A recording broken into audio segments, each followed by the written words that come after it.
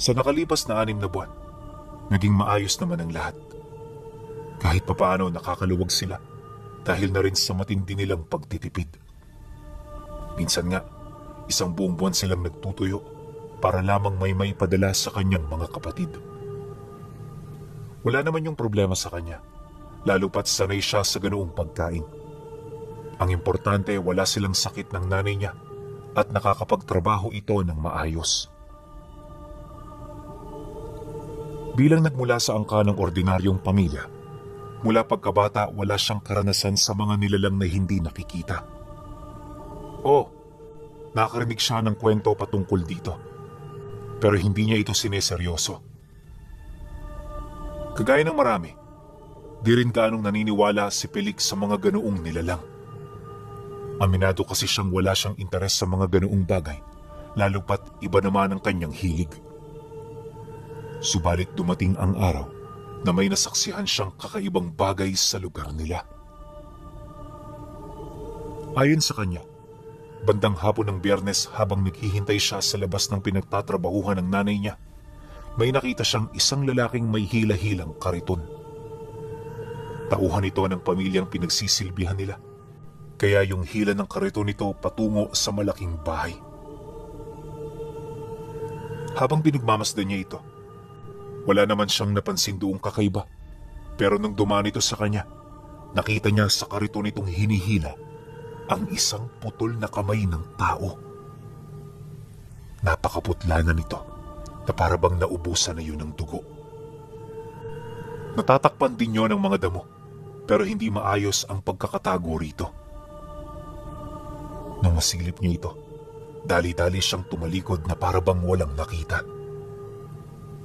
At nang makalayo na ang lalaki, agad naman siyang naglakad papalabas ng bahay. Sa parte na ng kalsada niya hinintay ang nanay niya sa takot na baka makakita na naman siya ng ganoong bagay. Ilang minuto pa ang lumipas, dumating ang kanyang ina. Araw noon ng sahod, kaya habang naglalakad ito, napakasaya nito. Paglapit nito sa kanya, agad siya nitong inabisuhan na kakain sila sa labas. Dagdag pa nito, mamimili sila ng kanilang mga kailangan sa bahay at magpapadala na rin yun sa kanyang mga kapatid. Nang marinig naman ito ni Pelikot, tumangulang naman siya habang patuloy na naglalakbay sa kawalan ang kanyang kamalayan. Kahit marami na silang pinag-uusapan, sadyang hindi niya pa rin maisip kung ano ang nakita niya. Maya-maya pa, pagdating nila sa karinderya, masaya sila roong naupo at namili ng kanilang kakainin. Anak, pansin ko kanina ka pang tulala dyan. May nangyari ba? Magsabi ka nga sa akin. Meron ka bang problema? Bungad na wika ng nanay niya habang nakatingin sa kanya. Naramdaman kasi nitong malalim ang kanyang iniisip, kaya hindi nito maiwasang mag-alala. Pagkarinig niya sa sinabi nito, bahagya naman siyang napatingin dito. At kahit masama ang kanyang pakiramdam, pinilit niyang umaktong normal sa harap nito. Ngunit kahit anong gawin niya, sadyang hindi siya makakatakas sa tingin ng nanay niyang tumatagos sa kanyang kaluluwa. Hindi nagtagal, nang magkaroon na siya ng lakas ng loob, agad niyang ipinagtapat dito ang tungkol sa kanyang nakita kanina. At nang marinig naman yon ng nanay niya, bigla itong napatahimik. Ang sabi nito, hindi nila pwedeng pag-usapan ng tungkol sa bagay na yon sa harap ng maraming tao. Baka kasi marinig ito ng mga kakilala nito. Dagdag pa nito na, kailangan nilang mag-ingat sa kanilang mga sasabihin dahil dayo lang sila sa lugar na yon. Nang marinig naman niya ang sinabi nito, hindi na siya umimik. Nakita niya kasing seryoso ang mukha nito, kaya alam niya na hindi yun nagbibiro.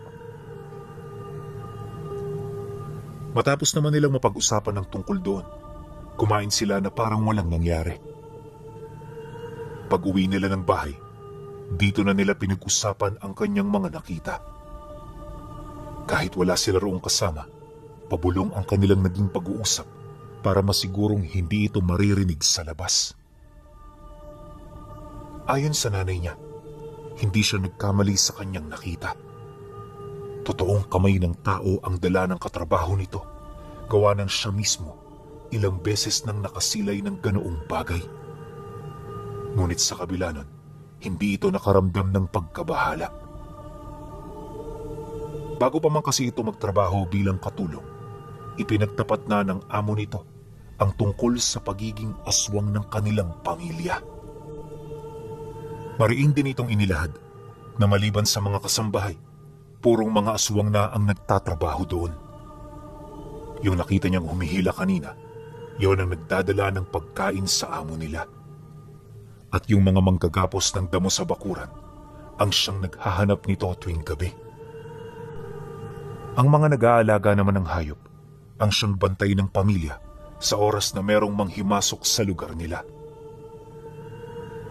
Pagtatapat pa ng nanay niya, kaya ito napasubo sa ganoong trabaho ay dahil sa kagustuhan nito na makatulong sa kanila.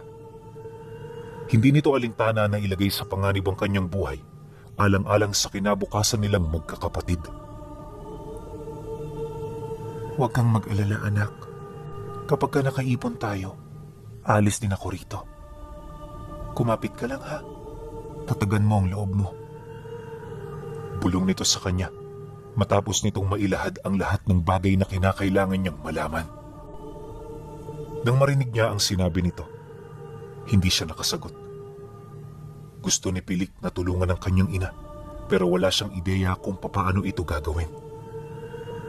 Bukod sa pusong babae, hindi rin siya ganong katapang para humanap ng paraan na maitakas ang nanay niya sa panganib na dulot ng trabaho nito.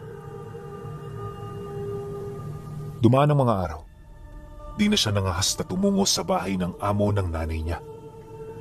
Palagi na rin siyang nakakulong sa kwarto sa takot na baka makakita na naman siya ng mga bagay na hindi kaaya-aya.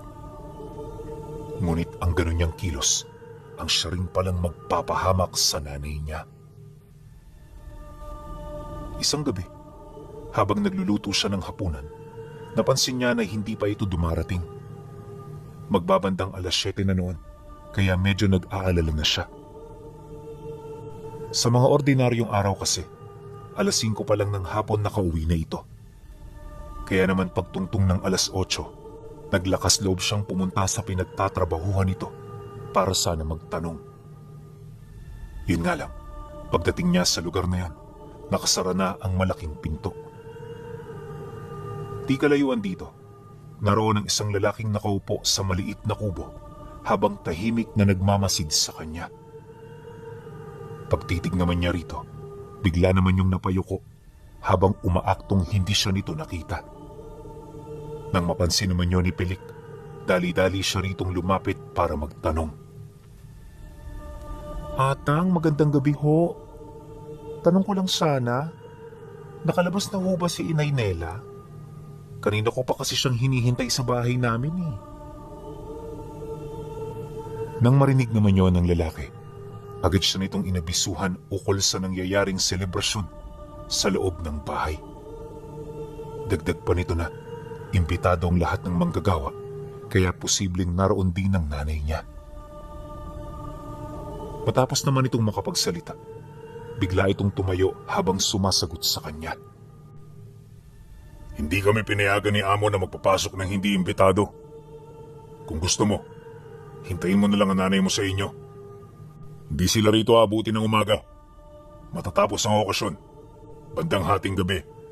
Kaya sa mga oras na yan, nakauwi na siya sa inyo. Dahil sa sinabi nito, hindi na siya nagsalita. Nag-aalala man, pinili niyang umuwi at maghintay. Bagaman puyat na puyat, minabuti niyang huwag matulog para makita niya ang kalagayan nito kapag nakauwi na. Ang kaso lang lumipas na ang hating gabi, wala pa rin ni kahit anino nito sa bahay. Maya't maya na rin ang pagsilip niya sa bintana, ngunit sa kasamaang palad wala siyang nakita. At pagtungtong ng 3:00 ng madaling araw, tsaka pa lamang ito kumatok sa pintuan ng bahay nila. Pagod na pagod yung nanay niya, para bang napakabigat ng mga naging trabaho nito sa nangyaring okasyon. Kaya kahit gusto niya itong kausapin, hindi na ito naging posible. Kinabukasan, bandang 8:00 na ng tanghali ito nagising. Pagtayo nito sa higaan, dali-dali niya itong nilapitan bitbit ang isang tasang kape. Pagharap nilang dalawa, napansin niya na napakalalim na ng mga mata nito na para bang hindi ito nakatulog ng maayos. Dala ng pag-aalala, sinubukan niya na itong kausapin. At para naman hindi ito mabigla, sinimulan niya ito sa pangungumusta sa naging trabaho nito sa mga nagdaang araw. Nang marinig yon ng nanay niya, napangiti lang naman ito sa kanya habang sumasagot. Ang nakakapagtaka lang, sa dinami-rami ng naikwento nito sa kanya, parang wala itong maalala sa nangyaring okasyon noong nagdaang gabi. Makailang beses din itong inisip ng nanay niya pero lahat ng detalye sa utak nito ay tila bang nabura. Nang mapansin naman ito ni Pelik, dito na nagsimula ang kanyang paghihinala. Kumbinsido siya na may ginawang pamilyang yun sa kanyang ina, kaya naman kahit natatakot pinili niyang samahan ito. Makalipas ang 2 araw na pahinga, bumalik sila sa bahay na pinagtatrabahuhan nito para kumuha ng sahod. Yung nanay niya tuwang-tuwa na naman habang siya punong-puno ng pag-aalala sa kanyang isipan. Pagdating nila sa bahay ng pamilya, dito niya nakita ang mga trabahador nito na halos tig-iisa ng daladalang kariton. Ang mga karitong yon, dinala nito sa hiwalay na bahay na parang nagsisilbing imbakan ng pagkain. Nakatayo ito sa 2 malaking puno ng akasya, kaya kahit umaga, napakadilim ng lugar. Hindi rin ito gaanong nalilinisan, buhat sa mga kalat nito sa paligid. At ang mas nakakapagtaka pa, kahit meron itong bintana, tila bang napakatagal na nitong hindi nabubuksan. Dala ng kuryosidad niya, humanap siya ng pagkakataon para makalapit dito. Naisip niya na wala namang mangyayari sa kanya kung sisilip lang siya. At isa pa, di naman siya magtatagal, kaya sigurado siyang walang makakakita sa kanya. Pagkaraan ng ilang minutong pagmamasid, doon na siya pasimpleng naglakad-lakad. Yung ginawa niya noon, simpleng pagmamasid lang sa paligid para hindi siya mapaghinalaan ng mga taong nagtatrabaho. Maya-maya pa, nang medyo makalapit na siya sa bahay na pinapasukan ng mga manggagawang may dalang kariton, sumalubong sa kanya ang nakakausog sikmurang amoy. Hindi niya mawari kung ano ito dahil para itong pinaghalo-halong masasangsang na amoy. Ayon kay Pelik, 100 beses na mas mabaho ito sa amoy ng merkadong napabayaan. Basta, may malansa, amoy ng dugo, amoy na parang nabubulok, at ihit duming pinabayaan lang sa kung saan. Pilit niyang tiniis ang ganoong kabahong amoy, pero sa katagalan, nagpasya siyang bumalik. Hindi niya ito kayang tiisin, kaya mas mainam na bumalik na lang sa kanyang pwesto para hintayin ang nanay niya. Kalahating oras ang lumipas. Nang lumabas ito, sakto rin ang pagsilay niya sa dumaang trabahador na merong hila-hilang kariton. Pagdungaw niya sa loob nito, bumungad sa kanya ang ulo ng babaeng katrabaho ng nanay niya. Nakadilat pa ang pugot na ulo, tapos yung bunganga nito nakabuka. Sa sobrang pagkagulat noon ni Pelik, napatili siya dahilan para mapalingon sa kanya ang manggagawa. Pero nung akmang magpapang-abot na ang kanilang paningin, pilit niyang ibinahing ang nararamdaman niyang takot. Kaya nang mapansin ito ang ginawa niya, hindi ito nagduda sa kanya. Sa kanilang paglalakad, wala siyang anumang isinumbong dito. Dire-diretso lang silang dalawa na para bang hinahabol ng kung ano. Pag-uwi nila, agad niyang inilahad sa nanay niya ang kanyang mga nakita. Pilit na rin niya itong pinapaalis sa trabaho nito, pero habang kinakausap niya ito, napansin niya na wala na ito sa sarili. Napakaputla na rin ang balat nito, tapos palagi na lang yung tulala. At sa hindi malamang dahilan, Naglalaway na rin yon na parabang wala na itong kontrol sa kanyang katawan. Dala ng takot noon ni Pelik, hindi siya nagdalawang isip na umalis ng borongan. At kahit hapon na, pilit siyang naghanap ng sasakyan papauwi sa lugar nila. Mabuti na lang, may pang 4:00 sasakyan noon, kaya nakaalis silang dalawa. Pagsakay nila rito, diretso na upo ang nanay niya. Di na rin yan umiimik. Tapos habang nasa ganon itong posisyon, rinig na rinig niya ang mga mahihina nitong pag-ungol. Para itong hilig kong pakikinggan. Pero kapag inilapit mo ang iyong tenga, maririnig mo na tunog ito ng laway na namumuo sa lalamunan nito. Pagsapit ng 7:00 ng gabi, dito na nagsimulang maglaway ang nanay niya. Walang tigil ang paglalaway nito at para hindi yun makita ng mga katabi nila, tinakpan niya ito ng kumot na dala-dala niya. Makalipas ang 2 oras, nakababa na sila. Pag-alis ng sasakyan, agad namang nalupasay sa lupa ang kanyang ina. Bigla ring nanginig ang buo nitong katawan, kasabay ng pagdilat ng mga mata nito. Patuloy din yun sa paglalaway, kaya bago pa lumala ang sitwasyon nito, humingi na siya ng tulong sa pinakamalapit na bahay. At nang marinig naman ng mga tao roon ang kanyang pagtawag, nagmamadali itong lumabas upang sila'y tulungan. Nang maihatid na nila ito sa bahay, bumungad sa kanya ang tatay niya na nakikipag-inuman sa mga kaibigan. Mabuti na lang, may kaibigan itong marunong manggamot, kaya nang makita nito ang kalagayan ng nanay niya, dali-dali yun doong lumapit para tumulong. Paghubad nito ng suot nitong sanbinitong inukit sa itim na kahoy, agad niya yung inilapat sa dibdib ng nanay ni Pelik. May mga katagarin yung sinambit na halos hindi niya mawari kung ano ang kahulugan. Pagkatapos naman itong gawin ng lalaki, inutusan nito ang tatay niya na kumuha ng hilaw na bunga ng pakwan at bulaklak ng talong. Nang marinig yun ng tatay niya, tinanong ito ng tinanong kung ano ang nangyayari sa kanyang asawa. Pero dahil sa nagmamadali sila, hindi ito kagad nasagot ng kaibigan nito. "Huwag ka ng maraming tanong. Sumunod ka na lang. Delikado ng lagay ng asawa mo. At kung hindi natin ito mapapakain ang pinapakuha ko sa iyo, mawawala ito sa pamilya ninyo." Dahil sa sinabi nito, hindi na nagdalawang isip ang kanyang ama na umalis. Mabuti na lang, may mga naitanim itong gulay sa likod ng bahay nila, kaya madali lang itong nakakuha. Pagbalik nito, dinurog ng kaibigan nito ang iniabot nitong bunga, sabay pakain dito. Ganon din ang ginawa nito sa bulaklak, hanggang sa dahan-dahan na nilang makita ang resulta. Ayon sa kanya, nung napakain na yun, unti-unti nang tumigil ang paglalaway nito. Hindi na rin yun kinukumbulsyon, tapos bumabalik na rin sa normal ang mga matang kani-kanina lang ay nakadilat na.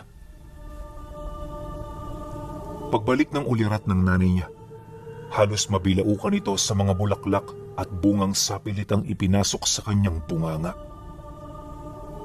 Nang mapansin naman yun ang tumulong sa kanila, inutusan nito ang nanay niya na lunukin ang lahat ng kanyang kinakain.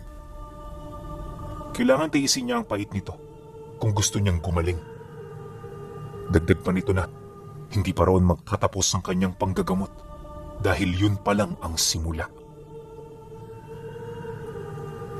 Matapos nitong magsalita, agad na silang pumasok ng bahay. Yung mga tumulong sa kanila nagsiuwian na, maliban sa kaibigan nito. Marami kasi silang gustong itanong dito, kaya wala yung nagawa kundi sila'y paunlakan. Sinabayan na rin nila yon ng pagtagay ng alak para naman kahit papaano maging interesante ang kanilang usapan. At sa kanilang pag-uusap, dito inilahad ng kaibigan ng tatay niya ang tungkol sa kakaibang karamdaman ng kanilang ina. Ayon dito, hindi siya sigurado sa kasalukuyang pinagdadaanan nito dahil hindi siya kumbinsido na yanggaw ang nagpapahirap sa katawan nito. Dagdag pa nito na kakaiba ang mga senyales ng sakit, kaya kailangan pa nitong gumawa ng mga karagdagang pagsisiyasat para makumpirma kung ano ang kinakaharap nila. Makakatulong din ang testamento nito upang madali nilang malaman ang problema. Nang marinig naman ni Pelik ang sinabi nito, hindi siya nagdalawang isip na ikwento ang kanilang mga pinagdaanan. Habang sinasabi niya yun sa dalawa, maigi naman yung nakinig hanggang sa dito na nagkaroon ng ideya ang tumutulong sa kanila. Ayon sa antingero, kumpirmadong hindi ito niyayanggaw. Wala sa ganoong pamilya ng mga aswang na mangyayanggaw ng kung sino-sino dahil tinuturing ng mga ito na sagrado ang pagpapasa ng kanilang lahi. Kinumpirma rin ito na aswang ang mga manggagawa pero nahahanay yun sa ibang lahi. Matapos naman itong magwika, muli nitong pinuntahan ng nanay niyang nagpapahinga. Pagkapa nito sa tiyan, dahan-dahan ng laki ang mga mata nito habang nagwiwika sa kanila ng, "Posible kayang yanggaw ng sigbi nang ipinasok sa katawan niya? Napakademonyo na may gawa nito. Walang kasing sama." Pagkasambit nito ng mga katagang yon, agad itong bumalik sa kinaroroonan nila. At kahit hindi pa lumilipas ang gabi, isinama nito ang tatay niya patungo sa bahay ng maestro nitong nagturo ng lihim na karunungan. Ayon sa lalaking tumulong, lagpas na ito sa kanyang kaalaman kaya kailangan na nilang humingi ng tulong sa iba. Bago rin yun umalis, mariin itong ipinaalala sa kanya na wag aabutan ng kahit na anong inumin ang nanay niya. Sa mga sandali kasing yan, posibleng uhaw na ito dahil sa yanggaw na nagtatago sa loob ng sistema nito. Nang marinig naman niya ang sinabi ng kaibigan ng tatay niya, hindi siya nagdalawang isip na sumang-ayon. Nababahala man, pinilit niyang manatili sa tabi ng nanay niya hanggang sa dumating ang mga ito. Makalipas pa ang ilang minuto, pag-alis naman ng dalawa, tahimik siyang naupo sa tabi ng silid. Walang imikan para hindi magising ang nanay niya. Ang kaso lang, hindi pa man tumatagal ng kalahating oras ang pananatili niya roon ng mag-isa, nagsimula na naman itong umungol. Paulit-ulit na rin itong bumabalikwas sa kanyang higaan hanggang sa bigla na lamang itong tumayo ng tuwid. Yung tayo nito pinuno, unat na parabang walang nakakapit sa mga buto nitong nagsisidugtungan sa bawat isa. Nanatili rin yung nakatingala sa bubungan habang humihinga ng malalim. Dala ng pagkabahala ni Pelik, mahinahon siyang nagwika rito ng, "Nay, ikaw ba yan? Anong nararamdaman mo? Nay, magsalita ka naman." Pagkasambit niya ng mga kataga, sa kasamaang palad hindi yun nagsalita. Nanatili ito sa ganoong posisyon hanggang sa biglang humarap ang mukha nito sa kanya. At sa puntong yun, napakapula na ng mga mata nito, dulot ng pagluha nito ng dugo. Natapyasan na rin ng mga ngipin nito, dahilan para magmukha itong mga pangil.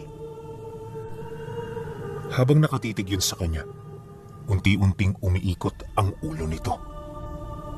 Pag-atumal nito ng malakas, bigla siya nitong sinunggaban hanggang sa maibalibag siya nito sa dingding ng bahay.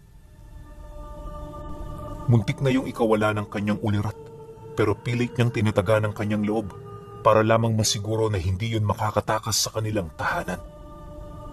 May mga balimang iniinda, paika-ika siyang naglakad patungo sa pinto ng kwarto. At nang muli siyang masipat ng nanay niya, hindi ito nagdalawang isip na muling sumugod sa kanya. Sa pagkakataong yun, di lang kalmot ang kanyang natamo dahil ilang beses na rin siya nitong kinagat sa may bandang leeg at balikat. Mabuti na lang walang pangunahing ugat ang naputol nito sa kanyang katawan, kaya hindi gaanong nanganib ang kanyang buhay. Ang problema, dahil sa tindi ng tinamo niyang pinsala, hindi niya maipagkakailang nandidilim na rin ang paningin niya. Maya-maya pa, pagsuwag nito sa kanya, Dito na nito tuluyang nabuksan ang pintuan ng kwarto. Tumilapo na rin si Felix sa may bandang kusina, kasabay ng pagkawala ng kanyang ulirat. Habang wala siyang malay, paulit-ulit na nagwala ang nanay niya sa loob ng bahay. Lahat ng mga kapatid niyang tumatakbo sa loob, walang habas nitong sinusunggaban hanggang sa makalabas na yon ang kanilang tahanan. At nang makatungtong na yun ng lupa, dito na ito nagmamadaling tumakbo papalayo. Pagbalik ng tatay niya at ng kaibigan nito, tsaka pa lamang siya nagkamalay. Hinang-hinaman, pilit siyang tumayo upang ilahad ang mga nangyari. Nang marinig yun ng tatay niya, sinubukan itong hanapin ang kanyang ina.